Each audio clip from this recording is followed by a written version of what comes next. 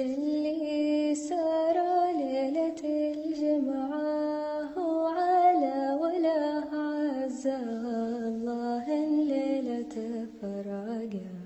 دروس وعبر الله يسهل خطى رجله ويغفر خطاه من يوم شفته وانا داري إنه عنده خبر لو ما استباح العيون اللي بكت في